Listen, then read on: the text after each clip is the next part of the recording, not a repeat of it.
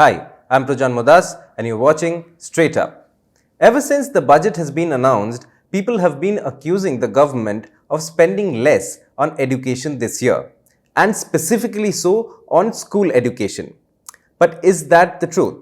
Well, yes, the allocations are around 6% lower than what was allocated in the last year's budget. But it is also 9.5% higher than last year's revised estimates. The total education budget dropped by more than 6,000 crore, but the majority of that chunk came from the school education budget, which was slashed by 5,000 crore. This was the year the government had planned to implement the NEP, but a budget slash of this proportion certainly makes it harder. Finance Minister Nirmala Sitharaman did announce a bunch of programs to implement the NEP, and if the money is spent on those, then the rest of the amenities and programs will suffer. The budget for the Samagra Shiksha Abhiyan has been reduced by 7,700 crore.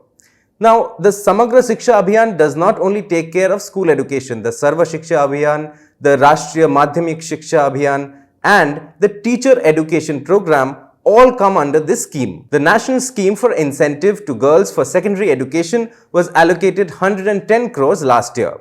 This year, there has been a huge drop. The 2021 budget allocated only 1 crore for it.